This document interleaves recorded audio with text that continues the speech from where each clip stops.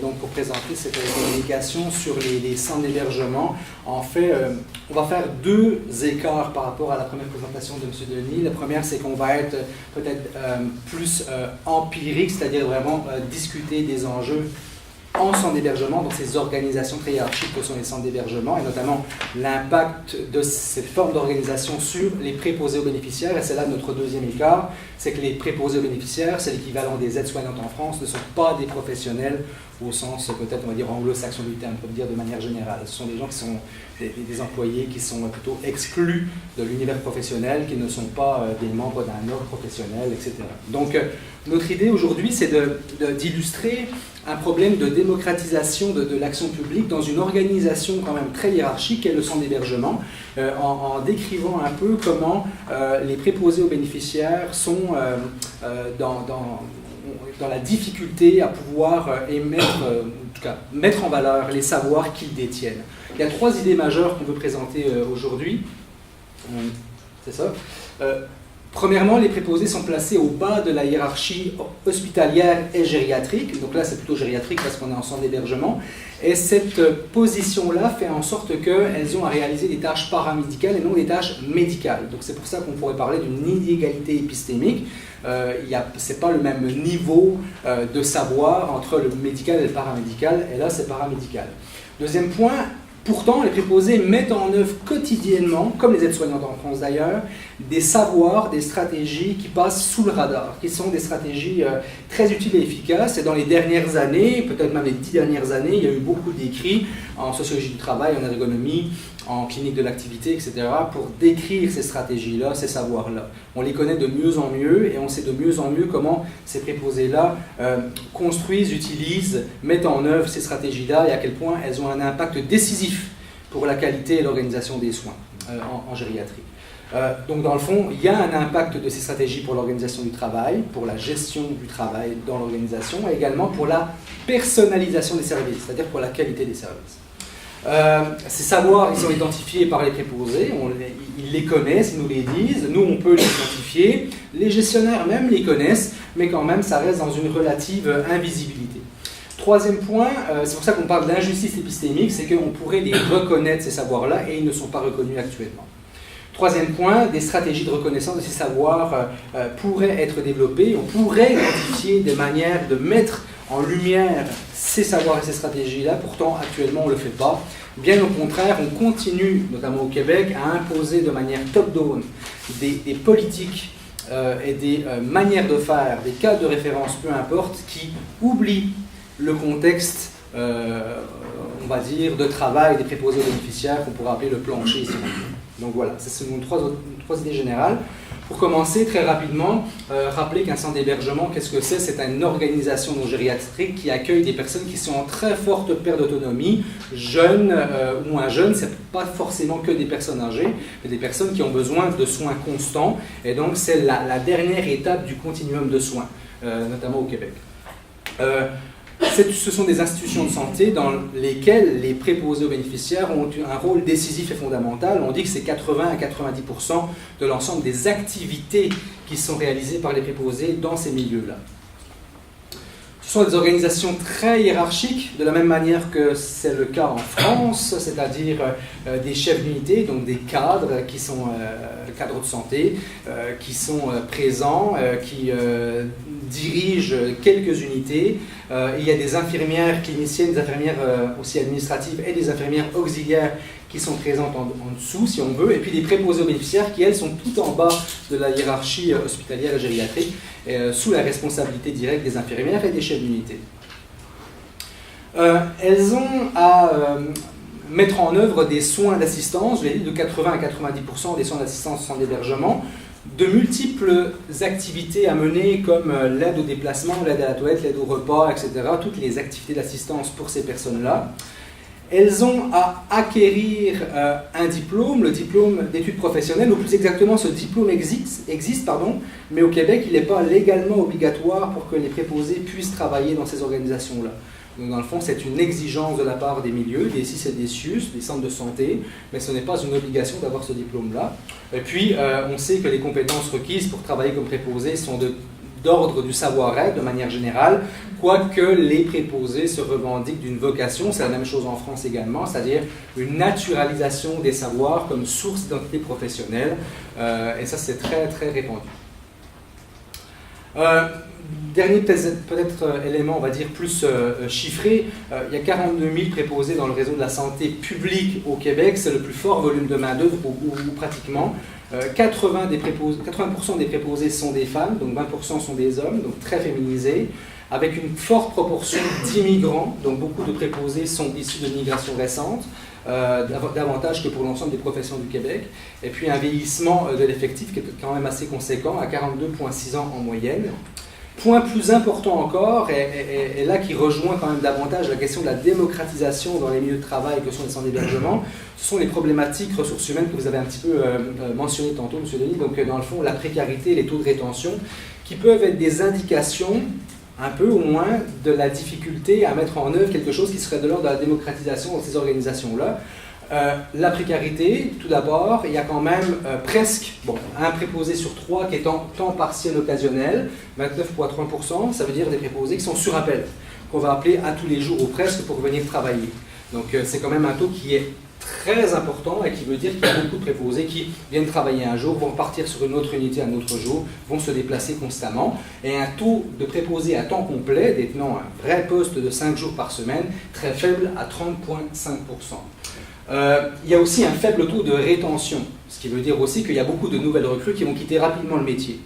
Il n'y en a plus que, sur une cohorte de 100%, plus que 81,1% après un an, ça c'est les données de 2018, et il ne reste plus que 36% après 5 ans. Donc ça veut dire qu'il y a une perte impressionnante et colossale de préposés au fur et à mesure des années, et il n'en reste plus qu'un tiers d'une cohorte au bout de 5 ans, et c'est cette cohorte-là qui certainement va devenir préposée à temps complet par la suite.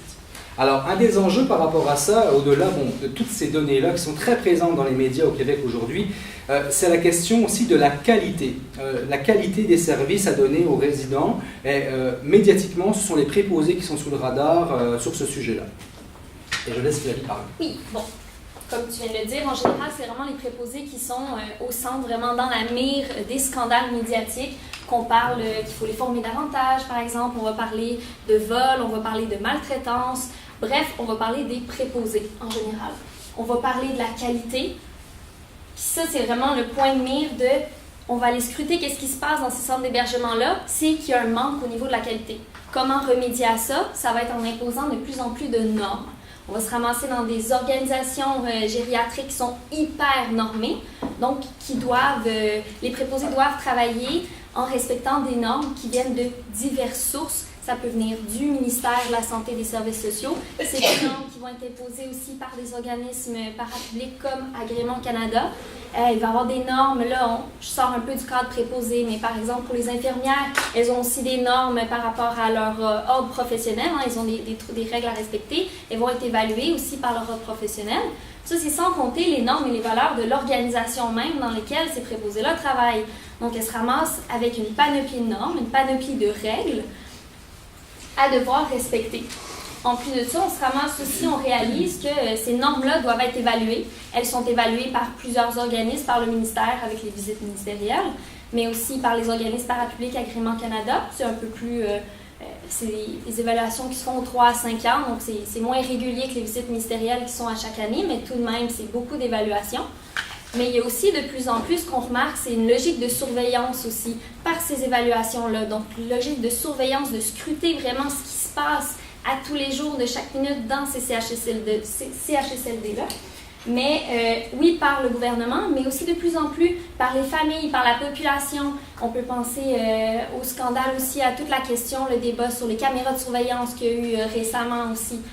Donc tout ça, ça avance beaucoup. On se pose de plus en plus de questions sur la qualité en CHSLD.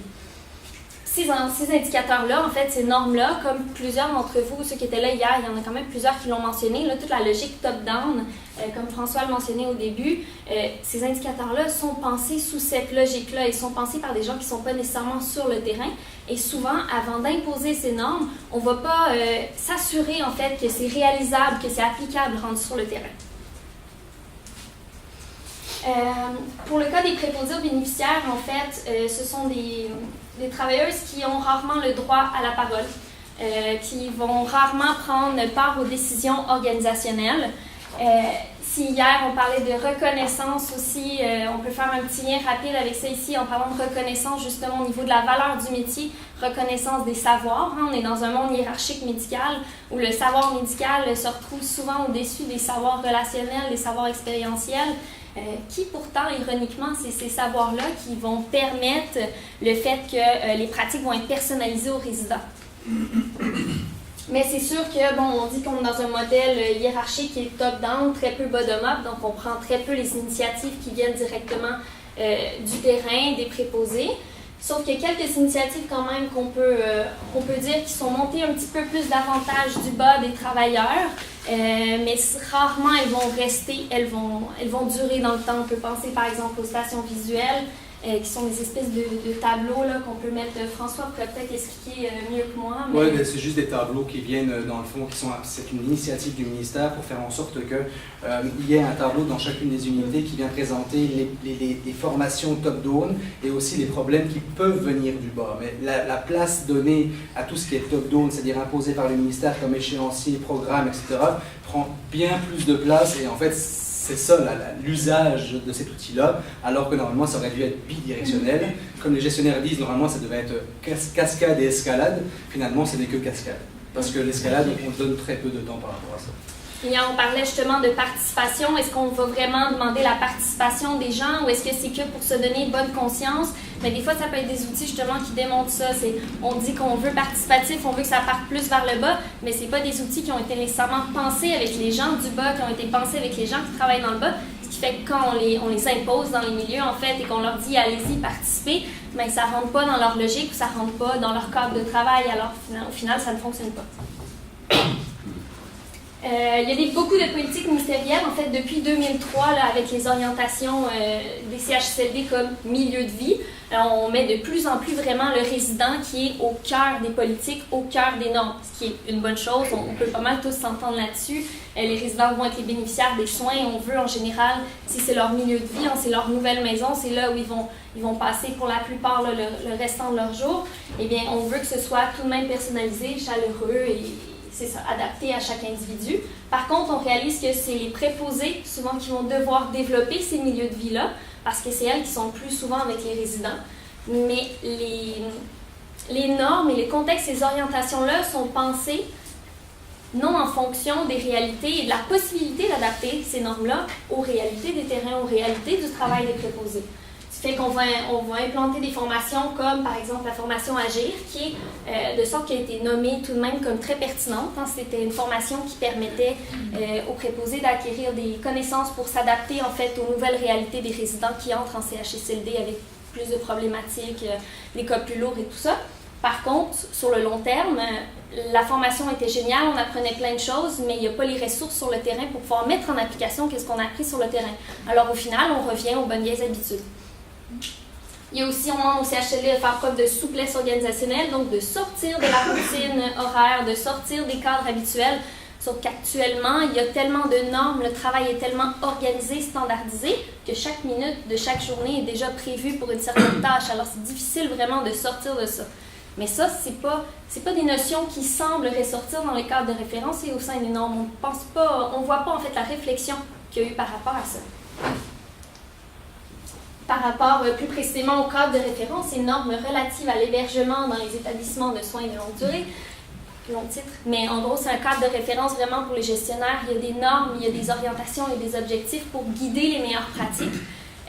Moi, je l'ai lu pas mal en entier, je trouvais ça, certaines parties assez géniales. Au niveau des préposés aux bénéficiaires, c'est la première fois que je voyais des termes aussi forts employés. Par exemple, on dit que leur présence constante et leur connaissance approfondie des résidents font d'elles des membres essentiels à l'équipe soins, et c'est rare qu'on entend tout de même ça.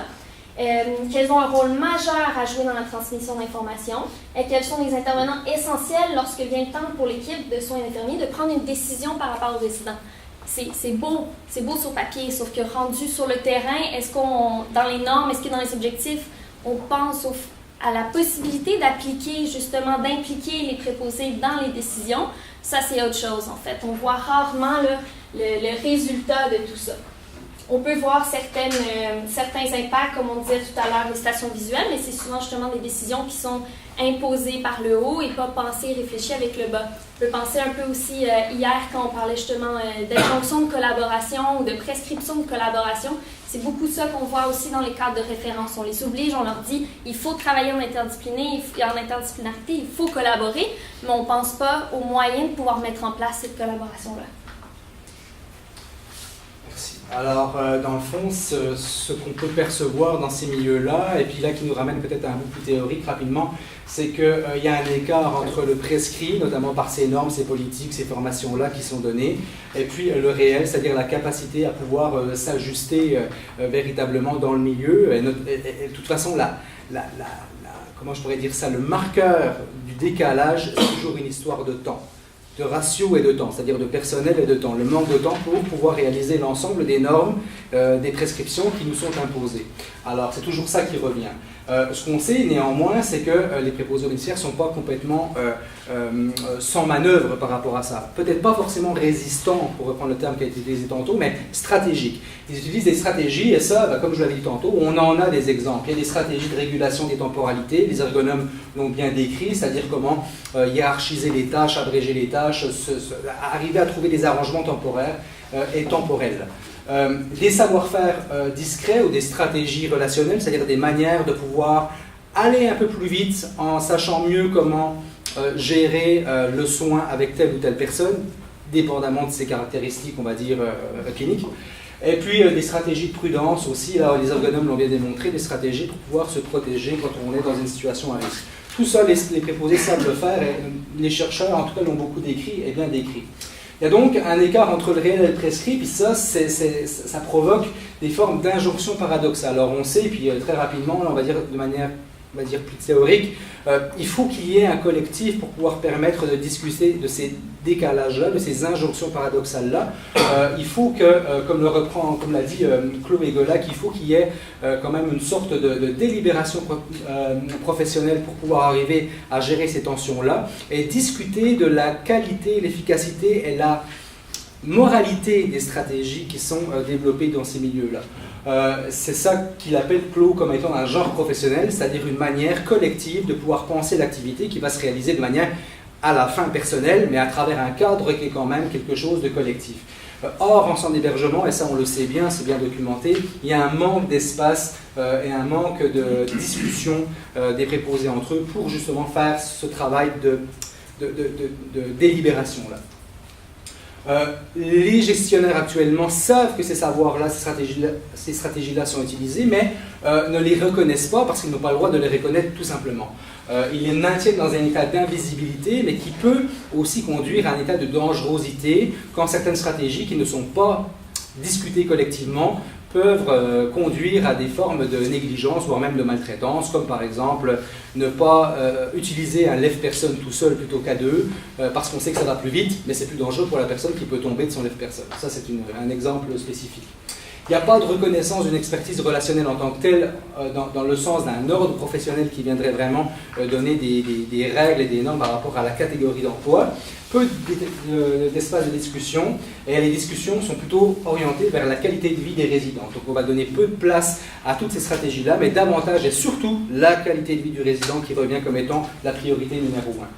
Donc, il y a comme une sorte de délégation des prescriptions, des injonctions paradoxales. C'est ce que dit Dujarier, sociologue français, sur le fait que les contradictions existent depuis les hauts, mais vont être transmises jusqu'au bas de l'organisation, c'est-à-dire jusqu'aux préposés aux bénéficiaires, qui vont être dans la responsabilité invisible de résoudre ces contradictions-là, et qui conduit à des formes de solitude, de danger, pourquoi pas aussi des problématiques de souffrance psychologique par rapport à ça. Donc un cloisonnement entre les savoirs formels reconnus, les savoirs informels qui ne sont pas reconnus, et les savoirs informels. Ce qu'on a pu nous observer, c'est qu'ils doivent demeurer invisibles. Les gestionnaires ne veulent pas que ces savoirs informels-là soient reconnus comme quelque chose de réel en tant que tel. C'était le cas un peu de ce qu'on a fait par un projet BD qu'on appelle, qui a été réalisé aussi avec Baptiste Brossard grâce à une subvention aussi du CRSH Programme Connexion. C'est 15 BD en fait qu'on avait fait pour faire relever un peu la réalité du métier de préposé, la réalité qu'on entend très peu souvent parler. Oui, des moins beaux moments, des moments plus difficiles, mais aussi des beaux moments du métier de préposé, mais surtout la réalité et encore plus les stratégies qu'ils vont mettre en œuvre justement pour essayer de contourner les contraintes qu'ils arrivent avec les normes. Et puis, bon, celle-là, on peut voir par exemple, c'est pour les déductions non-verbales. Donc, comment par le non-verbal, on va savoir qu'est-ce que la personne veut. Sinon, on peut avoir par présenter les habitudes quotidiennes, donc connaître assez le résident ou la résidente pour pouvoir savoir où mettre les choses pour que tout se passe bien. Mais c'est des choses, souvent des stratégies qui sont non reconnues là, par les gestionnaires. Je peux laisser. C'était non reconnu, puis même il y avait beaucoup de choses qui ne pouvaient pas être marquées dans ces BD-là, notamment la personne ici qui est une préposée, qui a les mains sur les hanches, était reconnue comme étant une mauvaise pratique, alors qu'évidemment ça se passe tout le temps. Vouvoiement et tutoiement, c'est la même chose. Le vouvoiement est une norme. Dans la réalité, le tutoiement peut être quelque chose de très favorable pour un usager qui n'a pas envie d'être vouvoyé. Mais ça ne peut pas être reconnu par un gestionnaire comme quelque chose de correct. Donc les BD ne passaient pas l'étape de l'acceptation organisationnelle, on va dire ça comme ça. Mais les préposés, qui l'avaient co-construit avec nous, l'appréciaient énormément. C'était ça un petit peu l'idée. Bref, pour conclure, puisque c'est l'heure, voilà, dans le fond, injonction épistémique, injustice épistémique en contexte organisationnel, c'est le manque de reconnaissance de ces stratégies-là. Nous, on reprenait le terme de planeur, c'est-à-dire vraiment des prescriptions ministérielles qui sont quand même déconnectées de la réalité, qui ne sont pas sans intérêt. C'est-à-dire que c'est sûr que les programmes ministériels ont énormément d'intérêt, mais la mise en œuvre de ces programmes, elle, est complètement déconnectée de la réalité. Ça, on a pu clairement le mentionner. Et surtout, le cas cynisme, c'est pas de consultation de préposés, mais si quelque chose ne marche pas, c'est votre faute, à vous les préposés. Vous ne l'avez pas mis en application comme il le fallait. Et ça, on le voit fréquemment. 3 stratégies rapidement, parce qu'on parlait dans le cadre du colloque quand même de trouver des stratégies pour permettre l'action délibérative et collective. Développer une structure de rencontre collective des préposés par site, c'est-à-dire faire en sorte que les préposés puissent se rencontrer pour discuter des difficultés et des stratégies à mettre en œuvre. Réduire la précarité d'emploi des préposés pour éviter que ce soit toujours des préposés qui, comme on dit, volent d'une équipe à une autre ou d'une unité à une autre. Et puis reconnecter les projets top-down ministériels aux réalités initiatives bottom-up qui permettraient justement de réduire cette tension entre des beaux programmes avec des belles visées morales et cliniques et puis une incapacité à les mettre en œuvre réellement sur le terrain, considérant la précarité et la complexité aussi des états cliniques des résidents.